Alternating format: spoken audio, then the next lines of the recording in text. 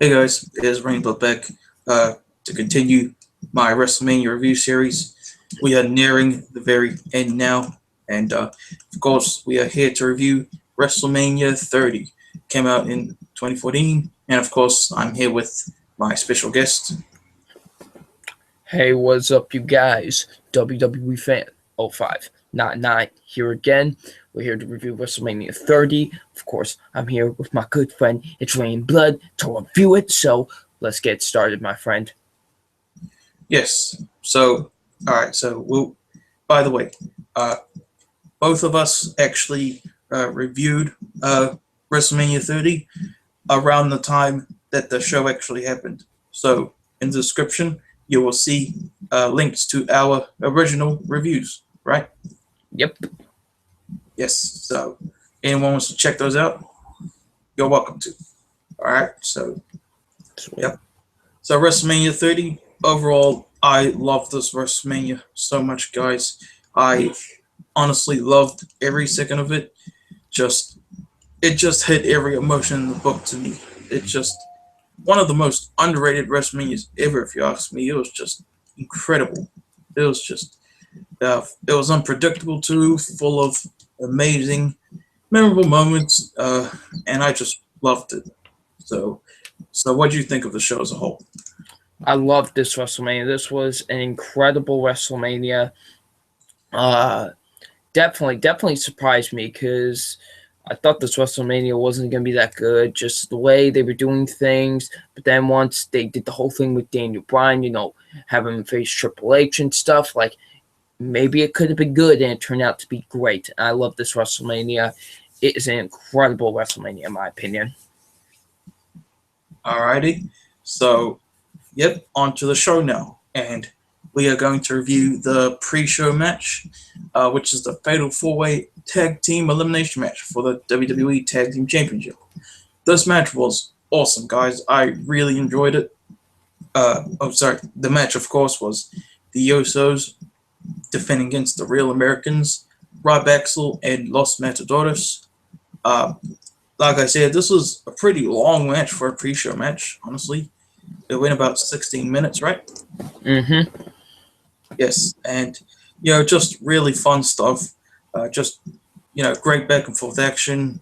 You had Real Americans making Los Matadores eliminated first, so that was great. And they ended up being the last guys in the match. So the Usos ended up walking in the champs, walking out the champs. So they defeated the Real Americans last, and RybAxel, some way before that, got eliminated. I forgot when, but yeah, great match. So what do you think of this match? Fun match to start off the to do the pre-show for. I enjoy it. It's a really fun, enjoyable tag match. Thought everybody did a good job. Real Americans, of course. I love my boy Cesaro and Jack Swagger, but the Usos are great. You got the Los Matadores, as I said in my original review, and RybAxel. Enjoyable tag match. It was an enjoyable tag match. I had fun with it. Great to see the Usos get a win. So yeah. Alrighty. So yep. So that was that match, guys. And then after that match is done, we go on to the official show.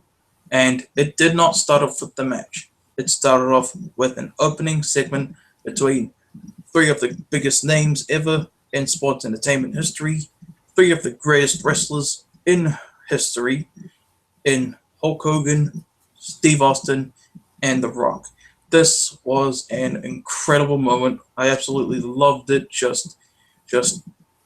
Everything about it just defined WrestleMania. And my favorite part, man, was when after Stone Cold said some lines, like The Rock's theme song just played out of nowhere. That was just epic.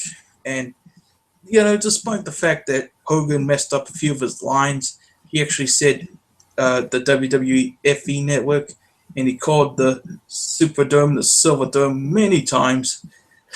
Hey, at least he took it like a champ and was making fun of himself. Like, exactly. And even the commentators and uh, Austin and Rock were making fun of that, right? That was funny. Yes. Yes, so that was an incredible moment. Absolutely loved it. The three dudes share beers at the end.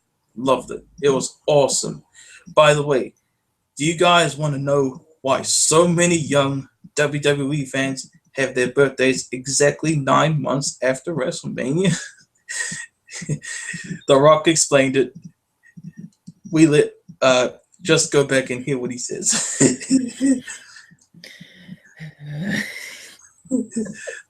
But anyways, yeah, awesome opening segment. I love that opening segment. It was great, having three of the greatest wrestlers of all time in the same ring. Beautiful, just motif. It was beautiful. Exactly. And now we start off with the first match of the night, the first match of the night. You know what I mean, right? Mm-hmm. Yes. And Daniel Bryan versus Triple H. And I was actually surprised that this was the opener. I mean, it was like, well, I wasn't surprised. I'm going to explain why, because it gave the winner more time to preparate for the main event, which I thought was a smart idea, honestly. True. But it's just that, well, I never thought Triple H would open a WrestleMania, let alone the 30th WrestleMania, right? Yeah, I guess. True. But anyway, on to the match. This match was amazing, guys. Match of the night, match of the year, too. This match was just incredible. Great technical wrestling. Aside from his matches against Undertaker at WrestleMania 27 and 28, this was Triple H's best match in a long time, guys. He really came to play here. People give him shit saying he's a horrible wrestler, he can't work, yada, yada, yada. That's BS, all right? Because It really is. Like, apparently you've never seen an incredible match from him. Like, exactly. You were saying? oh, great match. Loved it. Loved every second of it. It was my second favorite match of the night. It was definitely one of my favorite matches from 2014. My favorite match from 2014 was actually the Shield versus the Wyatt Elimination Chamber. That's just me personally.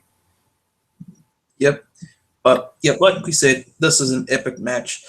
I loved having Stephanie at ringside. I thought that it added to the match, honestly. Heels, heel manager, even. You know what I mean? So, yeah. And I love how the match started too. I was actually scared that the match was going to end straight away when it started. Because, Triple H got his hand out, trying to shake Daniel Bryan's hand. Nope.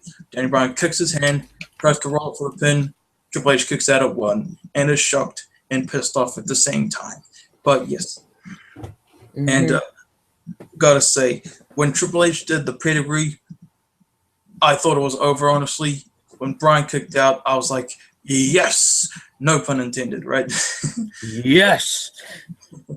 Yes, and the ending was awesome, too. Triple H tried to go for the pedigree again, I believe. Bryan countered it, went over to the corner, did the running knee kick, pins him. 1, 2, 3. Daniel Bryan wins, advances to the main event. Stephanie slaps the shit out of him afterwards. Triple H, butt hurt that he lost, hits him on the back of the head, smashes his injured arm onto the ring post, stacking more rods against him. Just incredible. That actually scared me, honestly. Did it scare you? Scare me for what? When Triple H attacked Bryan's injured arm after the match? A little bit. I was like, oh, goodness. He might not be 100% now, you know what I mean? Yep. But that wasn't the case there, but we'll talk about that, of course, later. Mm-hmm. Then we have the next match, the Shield versus Kane and the New Age Outlaws. Nothing more to say about this match other than squash match. But gotta say, this match was a lot of fun for a squash match. Shield pretty much owned Kane and the New Age Outlaws. You had the 3 young bucks versus the 3 old fucks. You know what I mean? That's Well, just, okay, Dr. Seuss. but yes, see, this was pretty much just to get a win for the Shield. Awesome stuff. So, yeah, what do you think of the match? It was just a squash match to me. Nothing really fun about it. Cool to see the Shield be on WrestleMania, get a win, but I don't feel like it should have been this match, honestly. I think they could have done a lot better with them. But, yeah, just cool to see the Shield get a match. Overall, it still sucked. But, yeah. And this was the first, I mean, not the first, this was actually the last WrestleMania where you see the Shield as a team, right, on the show, WrestleMania? Yep. So, yeah. But, anyway, we move on to the next match. This next match is the Andre the Giant Memorial Battle Royal. This was a really fun Battle Royal, like I hoped and expected it to be. Of course, they usually start out just whatever, people getting eliminated left and right. But I love the spot with Kofi Kingston. Kofi doing his usual awesome Kofi stuff in Battle Royals and Royal Rumbles. Cesaro threw him over the top rope, but Kofi Kingston's feet landed on the steel steps, so he wasn't eliminated. And he came back in, right? You remember that? Yeah. That part was awesome. Absolutely love that part. But, the main thing people will remember for this match for is, even though it's kind of sad that it didn't really do anything for Cesaro, he picked up the Big Show, who everyone thought would win, like Andre and Hogan at WrestleMania 3 picked up the Big Show, scoop slammed him over the top rope. That was excellent. Love that part. What about you? Oh, awesome. That was awesome. Like, he just, just picks him up like nothing. Like, he's, like a feather, basically, and just tosses him out. It was just a real fun match. I enjoyed it. I didn't expect Cesaro to win. It was awesome that he won. So, just it's kind of disappointing that it really did nothing for him, you know what I mean? Like, Yeah. but yeah, fun match. Yes, and it was awesome to see, Big Show being a good, respectful guy, shaking Cesaro's hand afterwards. Yes. Awesome. Yeah. All right. Then we have the next match, and this match was awesome. One of the most underrated matches ever. I'd put this so high on my top 50 WrestleMania matches list, even though people might think I'm overrating it. I'm sorry, guys. I just love this next match. John Cena versus Bray Wyatt. This match was way Okay. This match was way better than I expected. This match was amazing. Awesome storytelling with Bray Wyatt trying to get Cena to cross over to the dark side. And you even had the ref made a great performance in this match, right? He was like, you don't have to do this, John. Making it awesome storytelling. That was awesome. And, the barricade spot, John Cena sparing some of the Wyatt family members to the barricade. And John Cena, did the diving crossbody to the Wyatt family members. That was also awesome. Going into this match, I was terrified, dude. I was seeing posts all over the internet saying Bray Wyatt must win at WrestleMania 30, so I was so scared for John Cena. And when Bray went for that roll-up, I almost had a heart attack. No, but Cena kicks out. And then Bray Wyatt goes for the Sister Abigail, but Cena's blocking him, not letting him do it. Cena reverses, does a huge attitude adjustment, goes for the pin. 1, 2, 3. John Cena wins. I was so happy when he won. When it happened, I was jumping up and down everywhere, all over the place. Man, I was so happy. I was so scared he would lose. And oh my God, that was awesome. Yep, people are complaining, Bray Wyatt should have won. Well, I'm sorry, guys, but he didn't. All right, so deal with it. But anyway, what did you think of this match? Really good match. I really enjoyed that as well.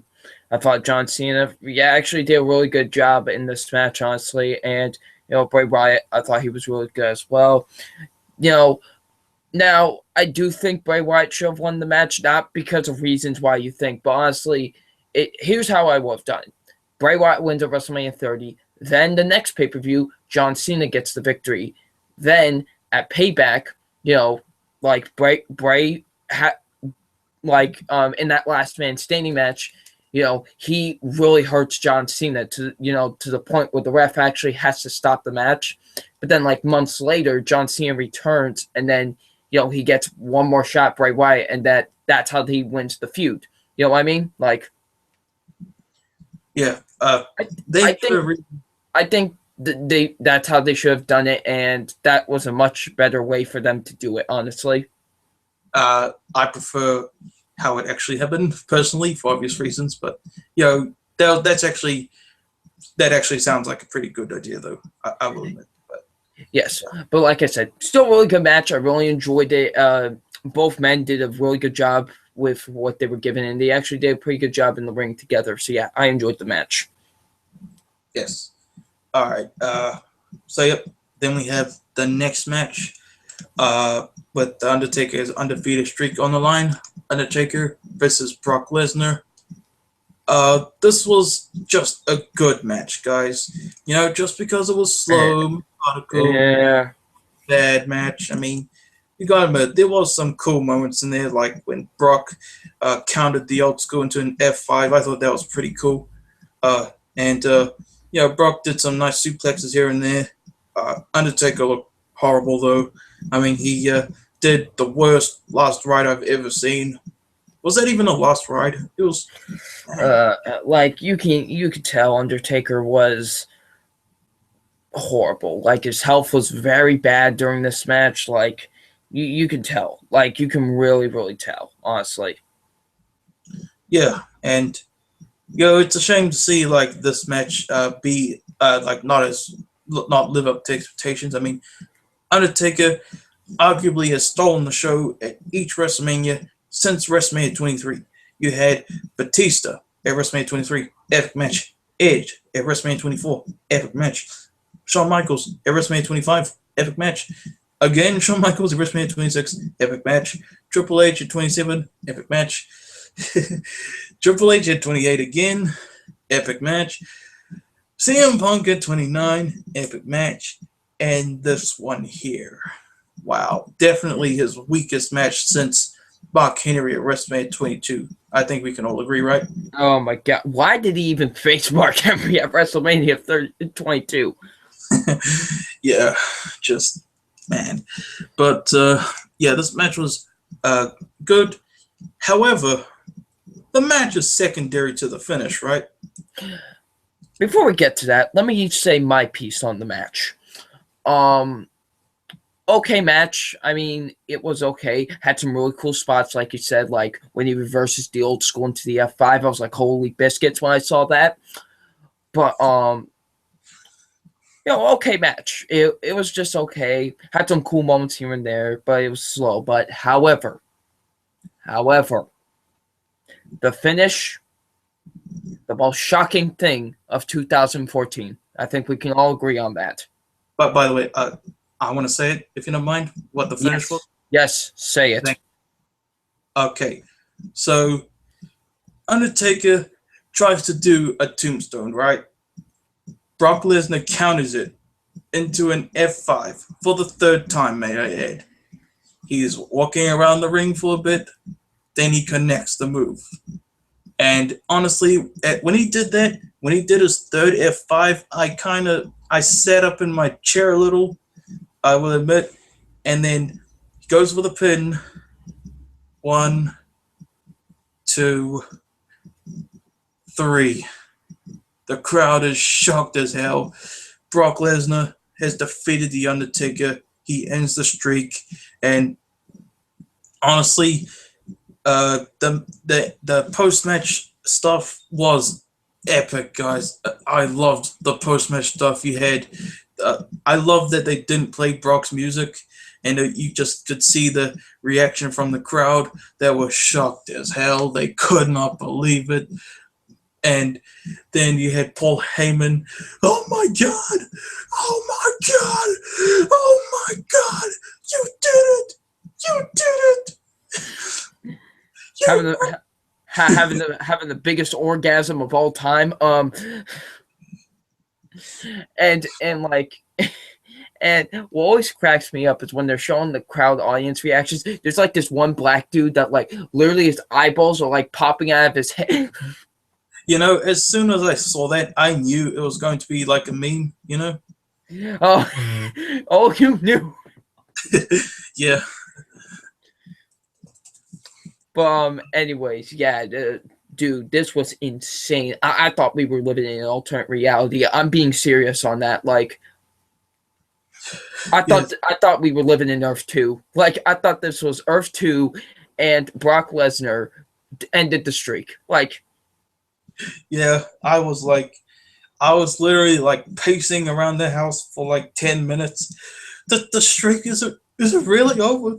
The streak, I literally turned on the computer, logged on to see the results, and on Wikipedia, Brock Lesnar, death, The Undertaker. 25 minutes, 25 seconds. It was official. It was just unbelievable. Like, you have to realize this. Like, for us wrestling fans, this was like unimaginable. Like, yeah. This is like, say, if your favorite baseball team or football team, actually football team, was undefeated for years, and then all of a sudden they get beaten.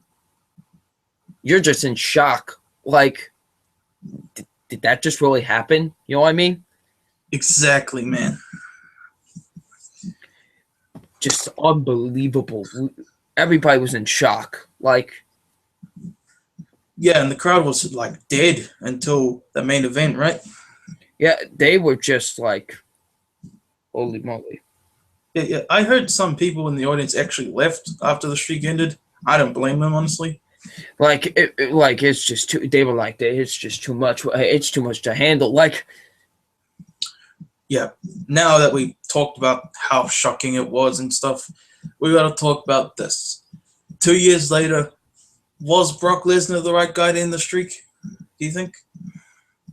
I think he wasn't the right guy to end the streak, but you know, I think they messed up big time because then, literally 2 months later, they signed Sting, which that was the biggest mistake. Like, I won't even like.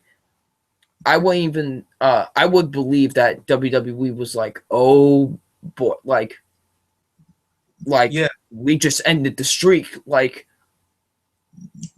yeah, and I remember because if I wanted anybody to end the streak personally, it was Sting. Because I'll explain why. Because it was the dream match we all wanted, and it was just perfect the way to do it. You know what I mean?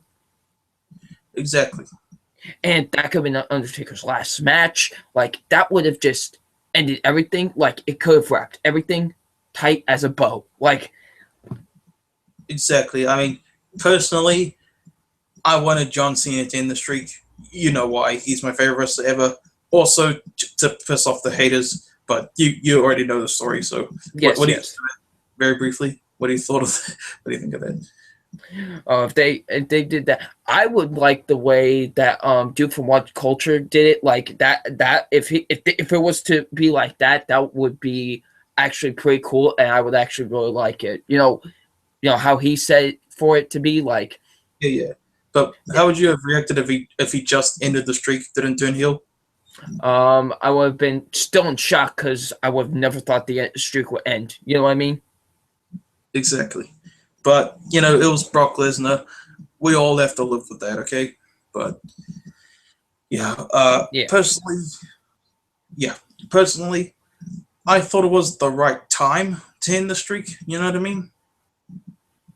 If it was to end, you know? Yeah. But they literally had him wrestle the next year, and he was even in even better shape. You know what I mean? Exactly. Undertaker's actually been in pretty awesome shape for the past year, right?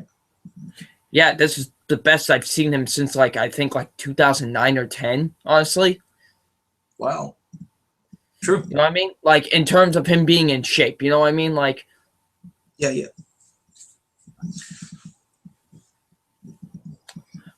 So yeah, I think we should move on now. We've been talking about this for a really long time. And yes, we have the next match. The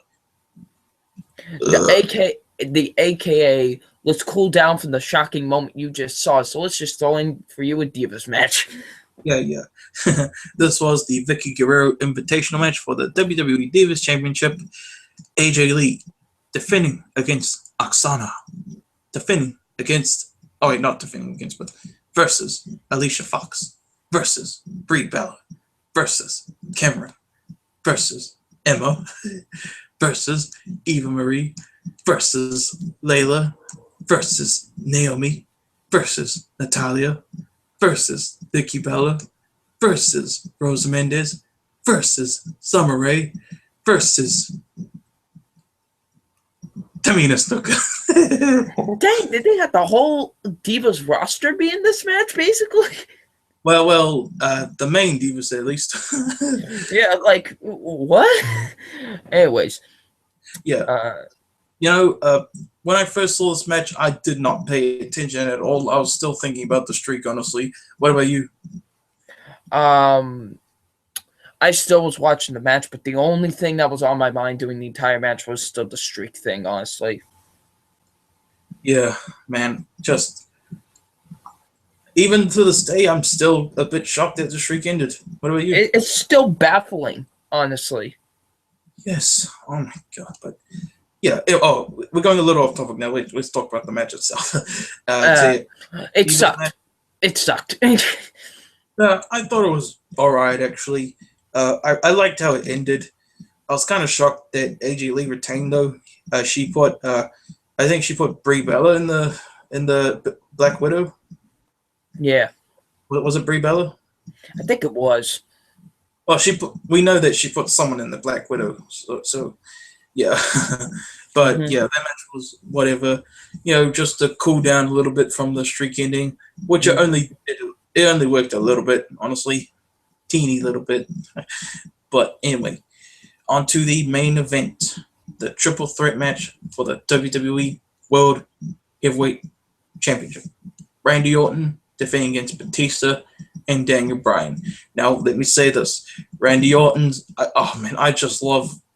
loved how they had the guy from Rev Theory perform his theme song live. I just thought it sounded so awesome and just worked so well. It was like... I mean, I think, like, when I watched the show live, I think I was thinking, man, how is he singing the song, like, perfectly? The streak ended. How are you focused? Yeah. How is anyone focusing right now? Yeah.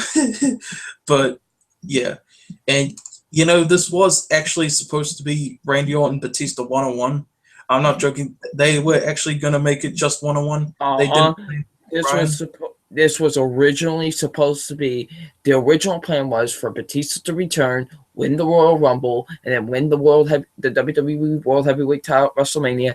But a little guy named Daniel Bryan was just the crowd favorite, and let's just say changed everything. Yes, for the better too, right? Yes.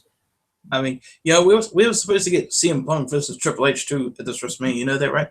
Yes, but then lots of conflict happened with CM Punk and the WWE. That's how he left. So that would have been interesting to have seen. You know what I mean?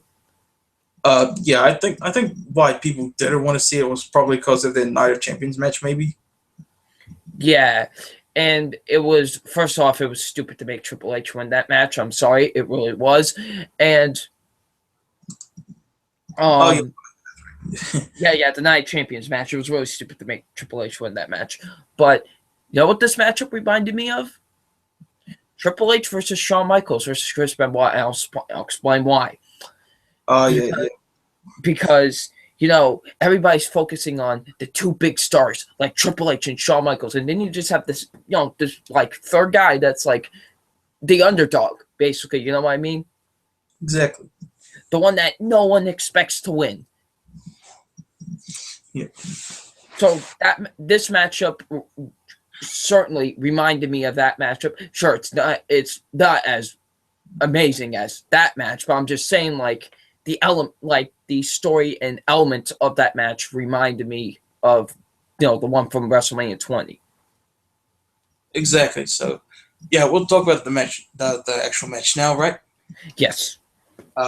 First, we had Daniel Bryan straight away went over to attacking Randy Orton. Batista grabbed Daniel Bryan, attempted to do the Batista bomb. Bryan reversed it into a Hurricanrana, putting Batista out of the ring. Then it was just Bryan and Orton one-on-one for a while. And, just doing their thing. A lot of awesome moves here and there. You had when it was just Batista and Randy Orton one-on-one, I thought it was actually pretty awesome. What about you? Randy Orton, who? Sorry, did you say Daniel Bryan or Batista? Batista.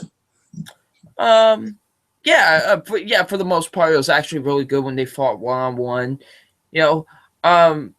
Batista, I'm gonna admit, at the time of his return, he wasn't really doing that great, honestly. But he did pretty good for what he was doing. Honestly, I think he was just a little bit more focused on his acting career than trying to get his wrestling ability up. That's just me, of course. You think this was like the last time we ever seen Batista? I think so. I don't think he has really no interest to go back to the company, honestly. Yeah, and there's really nothing left he can do, right? Yeah, so it's just cool to see him have that little run back into WWE for a little bit. You know what I mean? Yeah. I'll admit, I was happy to see him return for temporary. Mm-hmm. Anyway, back to the match. This match was excellent, guys. It was back and forth. There were so many spots where I just almost died, basically. Like when they did that not the barricade, but the table spot. Batista doing the Batista bomb, and Randy Orton doing a neck breaker. It was a neck breaker. They called it an RKO, but it was a neck breaker combo to the announce table. I thought Bryan was done. And let's not forget from that match, actually, Randy Orton actually landed on a TV monitor. Yes, split his back right open, bleeding. Yep. Yes, that was just sick. I was like, you could tell he was hurt, right? For real. Yeah, he was like, oh, mother, like. Yeah, man, that must have been painful, man. I actually feel bad. Like I remember seeing that. I was like, ooh, like. Yeah. I actually felt bad more for Orton than Daniel Bryan, and Daniel Bryan was the one that went through the table. Then they went back in the ring to do the thing. Of course, this match was full of suspense, guys. It was, and you had Triple H and Stephanie McMahon coming out. Of course, who couldn't have seen this coming, right? Yeah, we all expected it to happen, but to try and ruin Daniel Bryan's moment. And then after Bryan did like a suicide dive to them, Triple H and Stephanie, they just left. Why? I mean, they could have stayed, but I mean, in real life, they would probably have stayed, Maybe they would just like, forget this, get out. And probably they were waiting for Arnold Schwarzenegger to say, get to the chopper, but whatever. Anyways. Yep. Now the match ending was awesome. Mm-hmm. Randy Orton attempted to do the punk kick on Batista. Daniel Bryan comes out of nowhere, running knee kick. Boom, connects. But Batista comes out, throws Bryan out of the ring, tries to steal the victory. And I love it when Batista does this. It's hilarious. When he pins someone and smiles, he's like, yeah, I'm going to win now. And then they kick out. That was funny. Yeah, you know what I'm talking about? Yes. He's like, oh, hell no. He did that at WrestleMania 23 too. Yes, he did. That was funny. And, Orton kicked up. And, that was it. Then Bryan came back in, did the running knee kick onto Batista. locked in the yes lock, and I'm like, come on, come on, come on. And then Batista taps out, the crowd goes nuts. You thought the crowd went nuts. You should have seen me. I ran like 10 laps around my entire house when this happened. Yes. Say it. Then Bryan's theme song played. And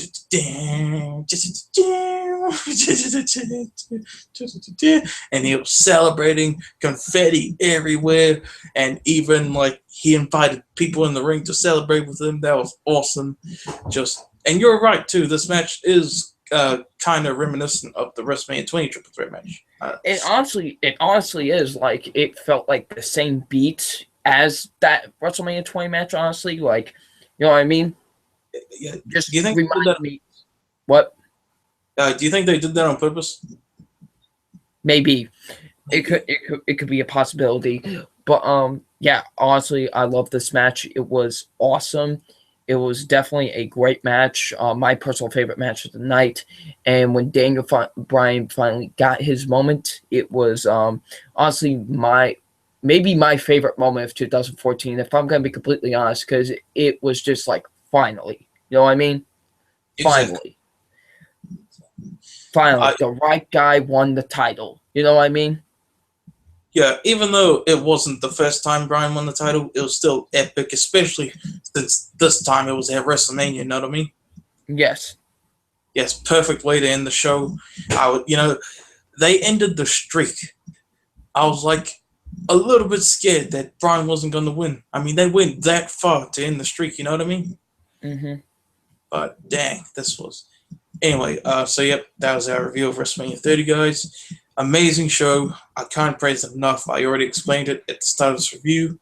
You want to give your overall thoughts again? Like I said, I love this WrestleMania. Definitely a fantastic WrestleMania. I loved it. Great. Loved it. Booyakasha. Yes.